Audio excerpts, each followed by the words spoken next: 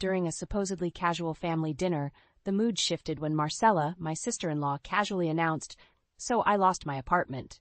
Guess I'll be crashing with you guys for a while." She flashed a smirk at my husband, Darius, as if they had already discussed this without me. I stared at her, dumbfounded.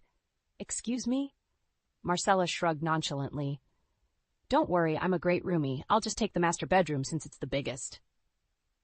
My jaw dropped as Darius gave me an apologetic look. "Marcella, we didn't agree to that. You can't just invite yourself into our home." "Oh, come on, sis," she scoffed, her tone already grating. "Where else am I supposed to go? You wouldn't leave your favorite sister out on the streets, would you?" Before I could protest further, Marcella had already started hauling her belongings through the front door, dumping boxes and suitcases haphazardly in our living room. It was like a hostile takeover of my own home. Darius tried to play peacemaker. "Alara, maybe we can let her stay for a little while, just until she gets back on her feet." I shot him an incredulous glare. This was our house, our sanctuary. How could he agree to this unwanted invasion without consulting me first? Marcella caught my expression and laughed. "Relax. Teach. It's not like I'm a slob or anything. I'll clean up after myself." Her eyes danced with amusement as she added, "most of the time." That night, as I lay awake staring at the ceiling, I couldn't shake the sinking feeling that my peaceful life had just been upended. Little did I know this was only the beginning of a long, treacherous road ahead. True to her word, Marcella wasted no time making herself at home, a little too at home for my liking. Within days, her clothes and personal items were strewn about the house, as if she owned the place. Whenever I tried enforcing basic rules of courtesy, like cleaning up after herself, she'd blow me off with a dismissive, yeah, or an insincere, "Sure, Mom." Darius remained infuriatingly passive, which only emboldened Marcella's entitled behavior. "She's just going through a rough patch," he'd say. "Cut her some slack." One morning, I noticed several $20 bills missing from my wallet. When I confronted Marcella about it, she scoffed. "You're accusing me of stealing? Real classy, Alara." "Then where did the money go?" I pressed, my voice trembling with anger. "Maybe you just misplaced it," Darius chimed in, ever the mediator. "No need to make accusations." I shot him an incredulous look. Was he really taking her side? Marcella simply shrugged and sauntered off, leaving me fuming. Over the following weeks, I noticed more and more money disappearing from our joint accounts and my personal stash. Darius remained oblivious, or perhaps willfully ignorant. Whenever I brought up the missing funds, Marcella would expertly deflect and manipulate the conversation until I felt like the irrational one for even questioning her. "You're always nagging me about something," she snapped one day as I confronted her about another missing 20. "No wonder Darius is so stressed all the time." I opened my mouth to retort, but Darius cut me off. "Enough, you two. I'm sick of being caught in the middle of your constant bickering." Marcella shot me a smug grin, batting her eyes innocently. "Sorry, bro. I'll try to be more considerate of your wife's feelings." Her sickly sweet tone dripped with condescension, and I had to bite my tongue to keep from screaming. This was far from over. The real kicker came when Marcella decided to throw a party at our house, without asking permission, of course. I came home from work one evening to find a group of raucous strangers spilling out onto our front lawn, red Solo cups in hand. "What is going on here?" I demanded as soon as I spotted Marcella holding court amidst the chaos. She barely looked up from her conversation. "Oh, hey sis, just having a few friends over, no big deal." "No big deal? You can't just invite people into our home like this." Marcella rolled her eyes. "Relax, we're just having some fun. You could use to let loose for once."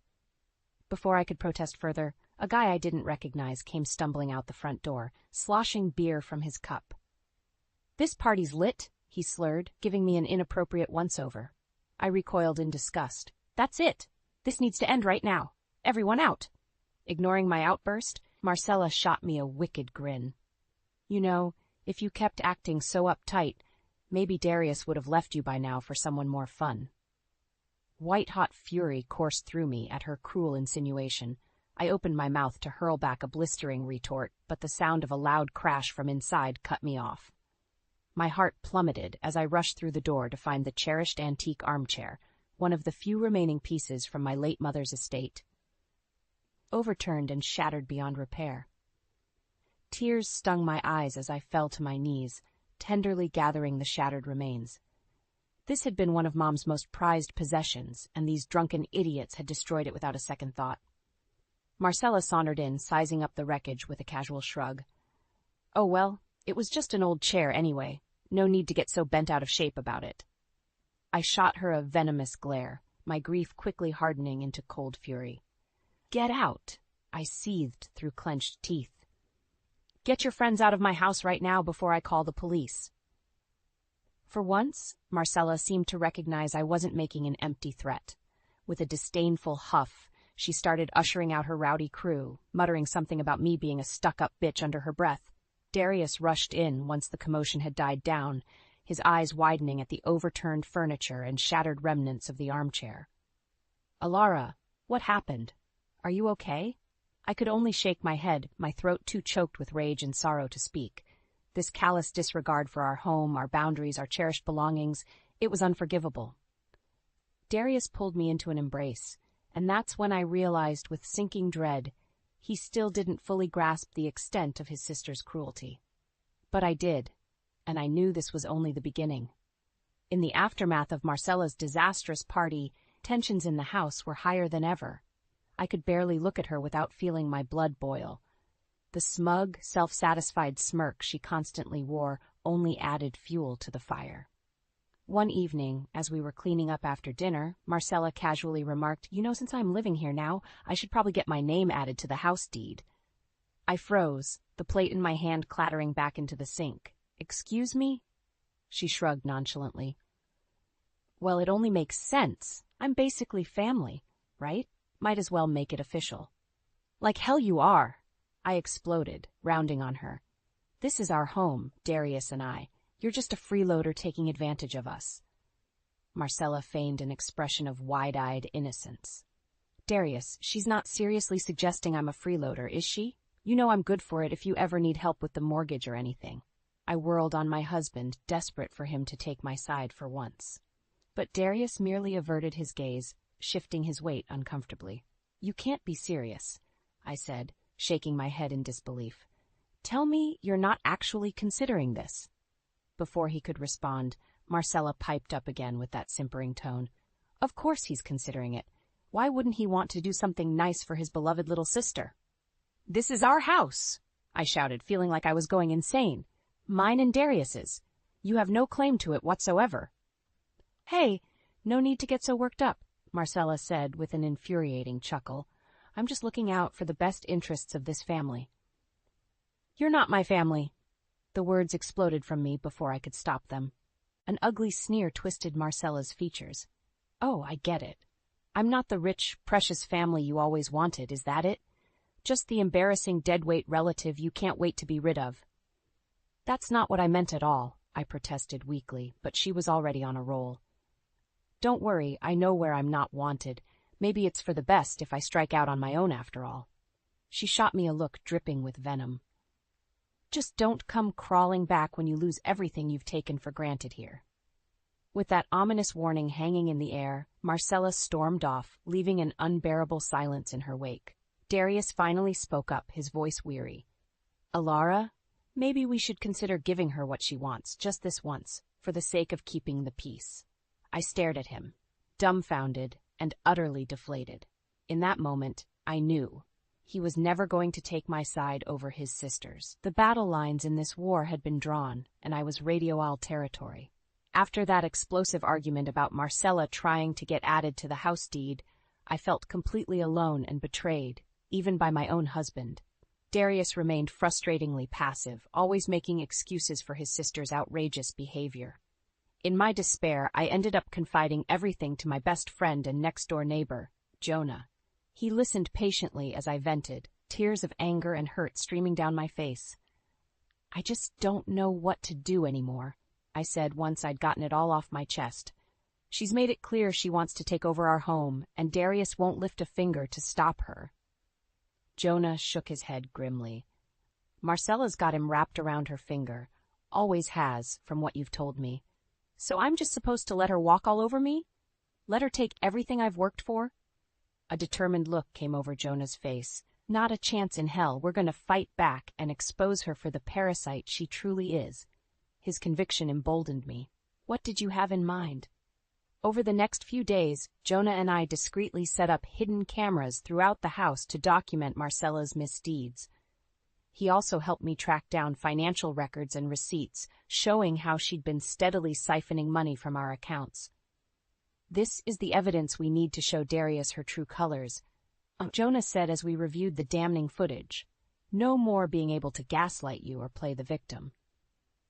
I felt a twisted sense of satisfaction watching Marcella time and again violating our trust, stealing, breaking things, then nonchalantly lying about it later. This was who she really was under that sweet facade. Finally, I knew it was time to force a confrontation with both her and Darius present. I invited them over for a family meeting, not giving away my true intentions. When they arrived, I could immediately sense Marcella's wariness. She narrowed her eyes suspiciously at Jonah's presence. "What's this all about?" I took a steadying breath. "You wanted proof that you don't belong in this house? Well, here it is." With trembling hands, I queued up the video compilation of her antics, stealing cash, inviting strangers over, the wanton destruction. Her eyes went wide with shock and outrage as it played. "You've been spying on me?" "What the hell, Alara?" "No more lies," I stated firmly. "It's time you both saw the truth about what kind of person you really are." Darius watched in pained silence, his expression unreadable. I could only hope this would finally be the wake-up call he needed to stop enabling her behavior. When it was over, Marcella laughed humorlessly. "Very clever, but it won't work. Darius knows I'd never betray him like that." I braced myself, praying he would finally take a stand. The weight of this moment pressed heavily. The tension in the room was palpable as Marcella stared Darius down, her expression a sickening mix of feigned innocence and subtle challenge. "You know I'd never betray you like that, right, bro?" For a few agonizing moments, Darius didn't respond. He simply watched the damning video evidence with an unreadable expression. I held my breath, clinging to the desperate hope that this would finally make him see his sister for the manipulative leech she truly was. Then, slowly, Darius turned to face Marcella. "How could you do this?" His voice was little more than a hoarse whisper. "To my own wife." Relief washed over me. He was taking my side at last. But Marcella simply scoffed, rolling her eyes dramatically. "Oh, come on. Like you're so innocent in all this. You've been standing by letting your shrill harpy of a wife walk all over me from day one." "Don't you dare talk about her like that." Darius's shout made us all flinch. "Alara is twice the person you'll ever be." For the first time since I'd known her, Marcella looked momentarily shaken, but she quickly recovered with a contemptuous sneer. Yeah, go ahead and take her side as always, like either of you have a clue about real family loyalty." "This has nothing to do with loyalty," I exploded, unable to contain myself any longer. "You've been freeloading off us, stealing from us, disrespecting us in our own home." Marcella whirled on me, her eyes glittering with venom. "Disrespecting you? This coming from the woman who's been treating me like a burden from the second I stepped foot in this place?" "Because that's exactly what you are." The words burst forth, harsher than I intended, but too late to take back. "A selfish, entitled leech who thinks she can just take whatever she wants from us without giving anything in return." A tense silence fell over the room. Marcella opened her mouth, no doubt to spit out a scathing retort, but seemed to think better of it. Her gaze flicked briefly over to where Jonah stood silently observing, his phone gripped in his hand. A look of realization flickered across her face. With an overly dramatic huff, Marcella spun on her heel and stormed out, knocking over a vase on her way that shattered across the floor. Darius made no move to stop her, his shoulders sagging in apparent exhaustion. I'm so sorry, Alara," he murmured, not quite meeting my eyes. "You were right all along. I should have listened and put a stop to this sooner." I wanted to feel vindicated, but the wound of his betrayal still stung too sharply. Before I could form a response, Jonah cleared his throat, holding up his phone with a grim look. "Don't worry, I got her little tantrum on camera, too. Once this inevitably goes public, that'll be the final nail in her reputation's coffin." I could only nod numbly, because no matter how much satisfaction I might feel at having finally exposed Marcella's scheme, nothing could undo the painful truth. She had driven an irreparable wedge between Darius and me.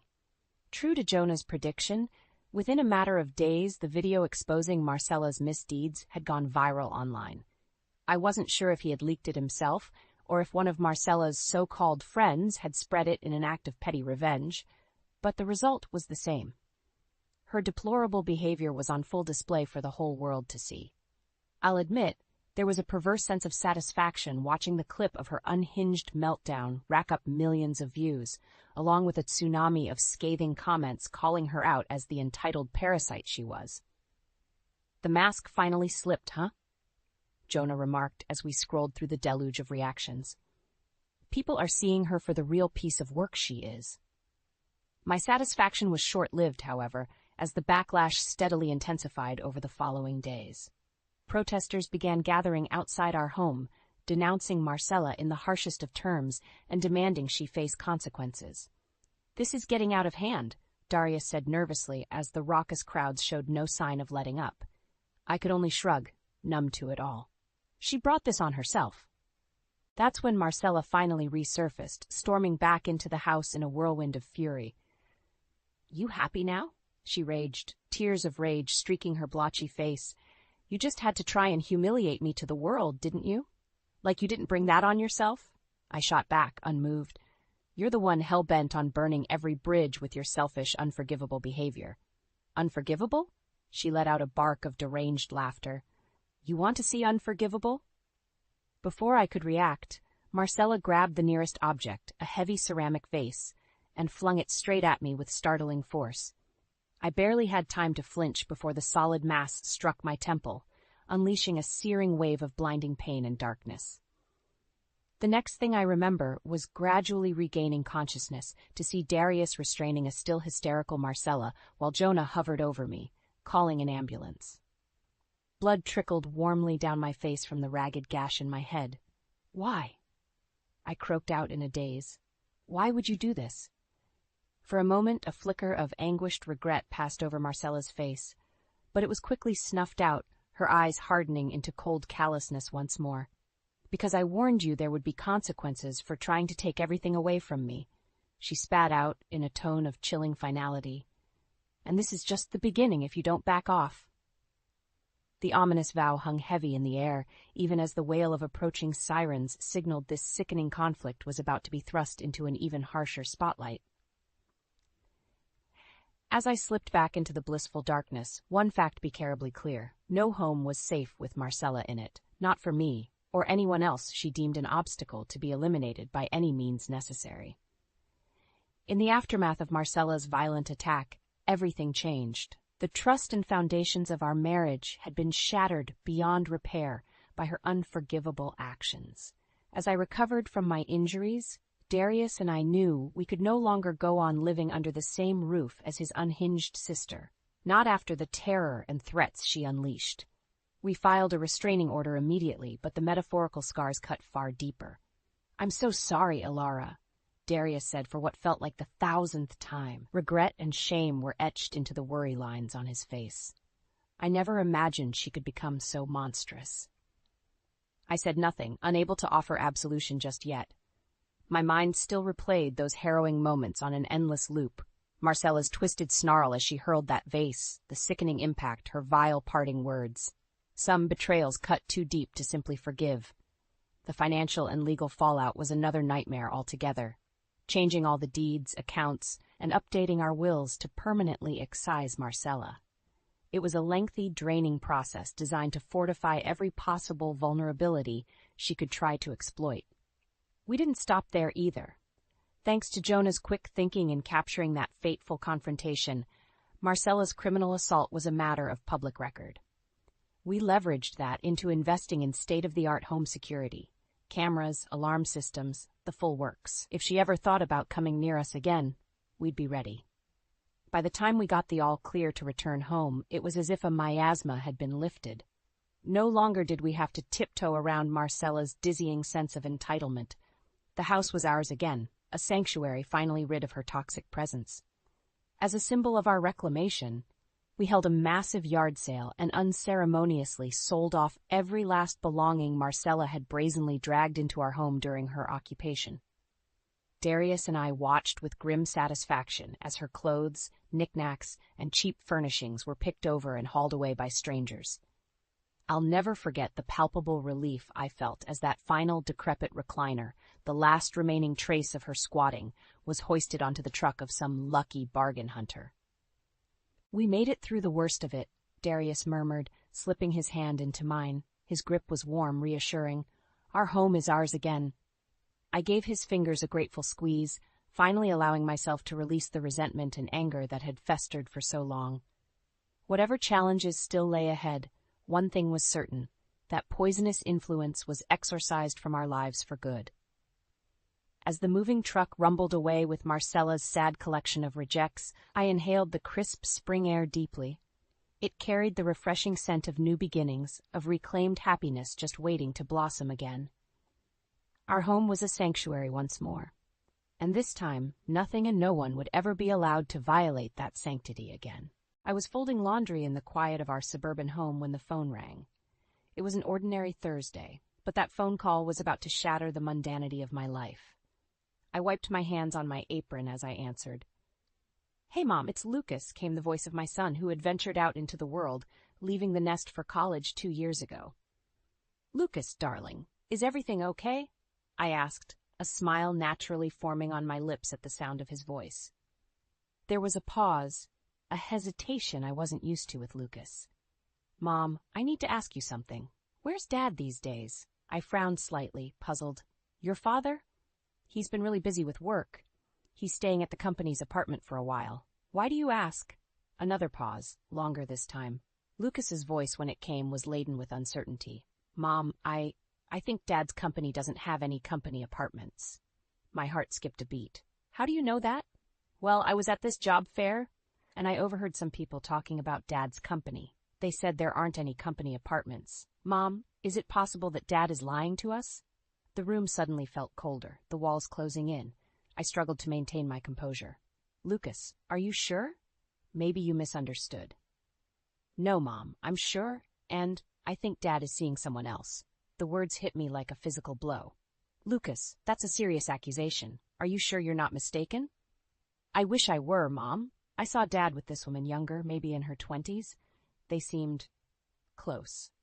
Too close." My hands trembled, the phone almost slipping from my grasp. The man I had spent 20 years of my life with, could he really betray us like this? "Mom, are you there?"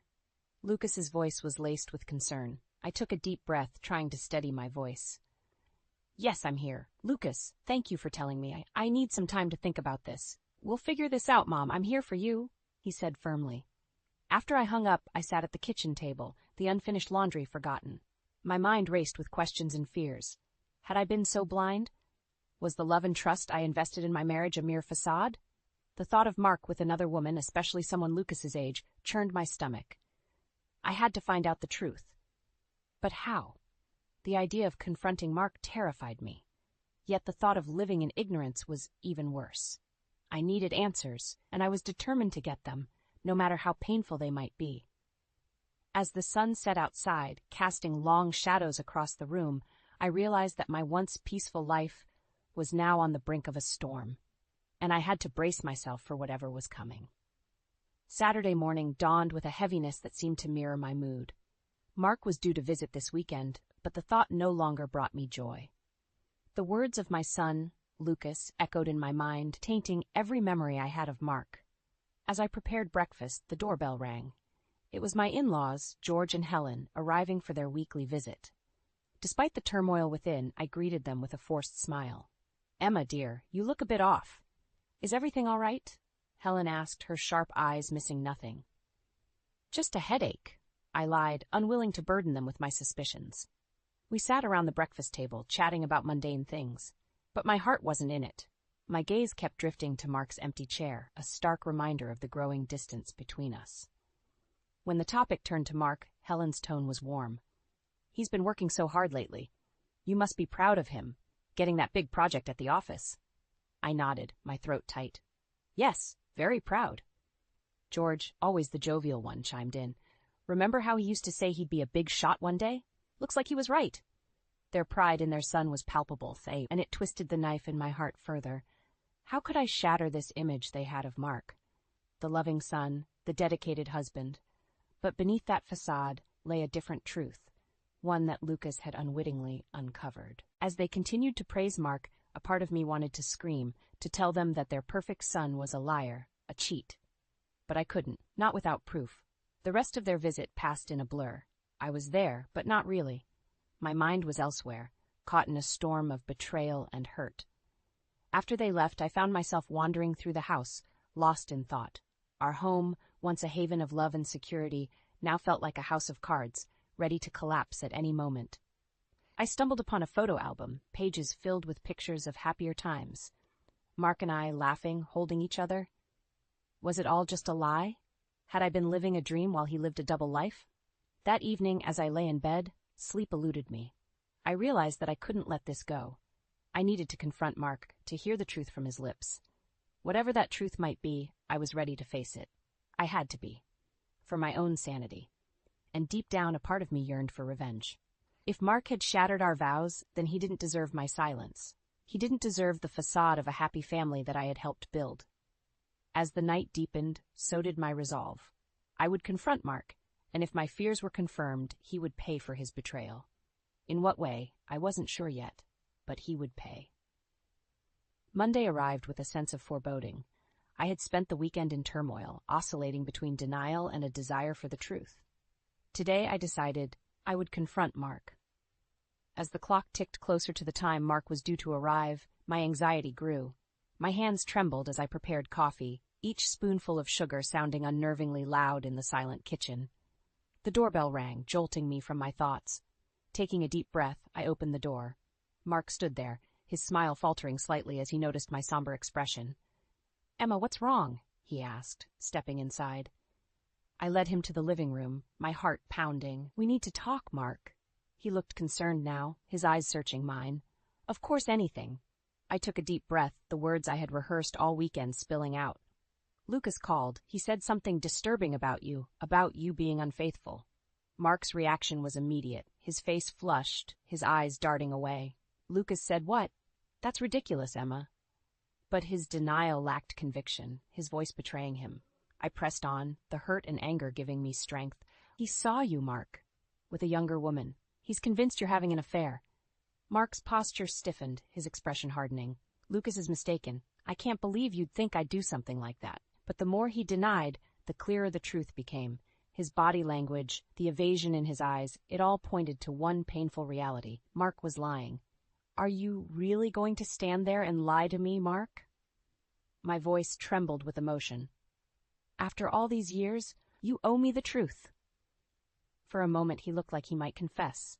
But then his face closed off, his voice cold. "I have nothing to confess, Emma. If you choose to believe Lucas over me, then that's your problem."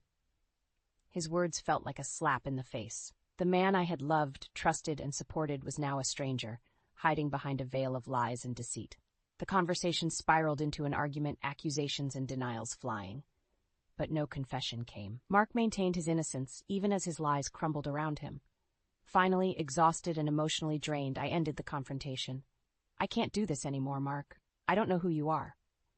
Mark left, his departure leaving a cold void in the house. I sat there alone, the weight of his betrayal crushing me. But amidst the pain, a fire was kindling within me. A fire fueled by betrayal and the desire for revenge. Mark had chosen to deceive and hurt me. Now, it was my turn to make him pay for his lies. I didn't know how yet, but I was determined. Mark would not get away with this. He would feel the consequences of his actions, just as I was feeling the pain of his betrayal. The days following my confrontation with Mark were a blur of emotions. Betrayal, anger, and disbelief swirled within me, a constant storm. But amidst the chaos, a new resolve was forming. I wouldn't be a victim. I would fight back. One morning, as I sat at the kitchen table going through our finances, the reality of my situation became starkly clear. Mark had always controlled the money, and now I was left with barely enough to cover the bills. The thought of asking him for more was intolerable. Determined, I decided to take control of my life. I started looking for a job, something I hadn't done since before Lucas was born. I scoured the classifieds, sent out resumes, and finally I got a call for an interview at a local retail store. The interview day arrived, and as I sat across from the store manager, Mr. Thompson, I felt a mix of nerves and determination. His questions were straightforward, and I answered them as best as I could, emphasizing my eagerness to learn and adapt. "You've been out of the workforce for a while," Mr. Thompson noted, his tone neutral. "Yes," I admitted, "but I'm ready to start again. I'm hardworking and quick to learn." Mr. Thompson nodded, his expression softening. "All right, Mrs. Thompson, we're willing to give you a chance." Gratitude flooded through me. This was more than a job. It was a step towards my independence. As I started working, I found a sense of empowerment that I hadn't felt in years. Each day at the store was challenging, but it was also liberating. I was making my own money, no longer solely dependent on Mark. However, my newfound independence seemed to irk Mark. He started calling me, his tone oscillating between condescension and anger. "Why do you need to work?" he sneered during one call. "I provide for you, don't I? Or are you trying to make a point?" His words stung, but they also fueled my resolve. "I'm working because I want to be independent, Mark. I'm not your puppet anymore." There was a pause, and then he laughed, a cold, mocking sound. "Well, if you're so independent, maybe I should stop supporting you altogether. See how you like that." The threat was clear, but I refused to be intimidated. "Do what you must, Mark. I will survive, with or without your support." After that call, Mark cut the financial support he had been giving me.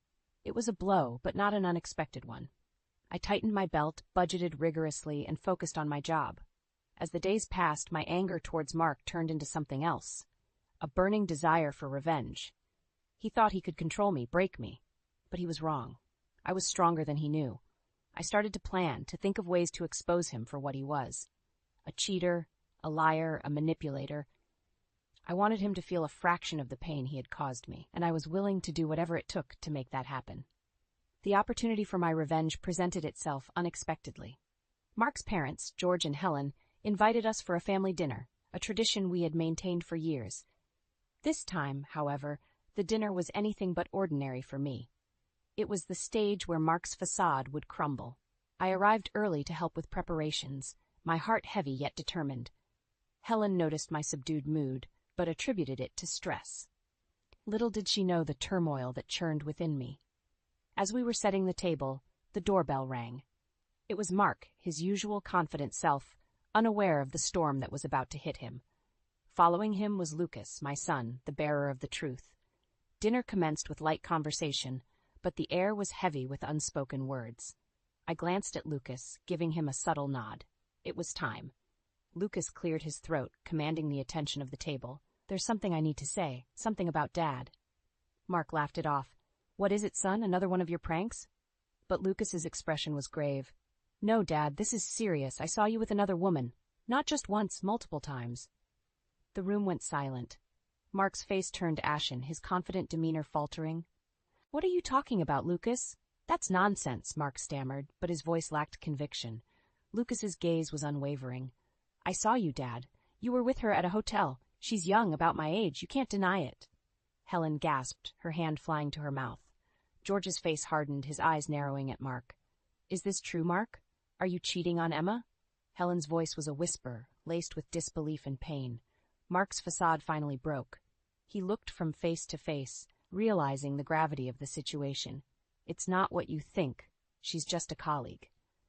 But his weak defense fell on deaf ears. The damage was done. George stood up, his voice thundering.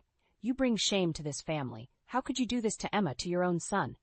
Mark tried to argue, to justify his actions, but his words were empty, hollow. The truth was laid bare for all to see. I watched, a mix of satisfaction and sorrow in my heart. Mark had been exposed. His betrayal, his lies, all out in the open. But the pain it caused his parents, the disappointment in Lucas's eyes, was a bitter pill to swallow. The dinner ended abruptly, the family shattered by the revelation. Mark left, his head hung low, his image as the perfect son, the perfect husband, destroyed. As I drove home that night, a part of me felt vindicated, but another part grieved for the loss of the family I once knew. Yet amidst the chaos, I knew one thing for certain. Mark would pay for his betrayal. This was just the beginning of his downfall. The fallout from the dinner was immediate and far-reaching.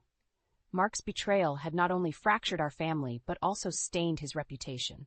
His parents, once his staunchest supporters, were now his fiercest critics. In the following weeks, I watched as Mark's life began to unravel. His affair, once hidden in the shadows, was now public knowledge, and the consequences were devastating. His work suffered, friends distanced themselves, and even our son, Lucas, struggled to come to terms with his father's actions. But amidst the chaos, a plan formed in my mind, a plan for retribution. Mark had taken so much from me, it was time he understood the pain he had inflicted. I began by reaching out to a lawyer, a friend from before I married Mark. I explained my situation, the years of emotional neglect, and Mark's recent infidelity. She was sympathetic and immediately offered to help. "We'll make sure you get what you deserve, Emma. It's time for Mark to face the consequences of his actions," she said with determination. Armed with legal support, I confronted Mark about a divorce. He was taken aback, his arrogance faltering under the weight of his crumbling world. "Emma, please, let's talk about this. I know I made a mistake, but I can change," he pleaded, a shadow of his former self. But I was resolute. "It's too late for that, Mark. You've made your choices, and now you must live with them." The divorce proceedings were messy, as Mark tried to cling to his rapidly diminishing assets. But my lawyer was relentless, and in the end, I was awarded a significant portion of our shared assets, including the house. As Mark's world crumbled, I began to rebuild mine. The divorce had granted me a substantial settlement, which I used to secure my financial independence. I continued working, finding solace and strength in my newfound autonomy. The final blow to Mark came unexpectedly. His affair with the younger woman, now his only solace, ended abruptly. She left him, unable to cope with the public scrutiny and the reality of being with a man whose life was in ruins. Mark was left alone, a shadow of the man he once was. His career, his reputation, his personal life, all had fallen apart because of his choices. As for me, I found peace in my independence. I reconnected with old friends, explored new hobbies, and even began dating again, something I hadn't thought possible. The path to healing was long and fraught with challenges, but I emerged stronger, wiser, and more resilient. Mark's betrayal had broken me, but in the end, it had also freed me. I had faced my deepest fears and come out victorious. And though I took no pleasure in Mark's downfall, there was a sense of justice in seeing him face the consequences of his actions. He had chosen his path, and now he had to walk it alone. As I looked to the future, I knew that new horizons awaited me, horizons filled with hope, strength, and the promise of a life lived on my terms.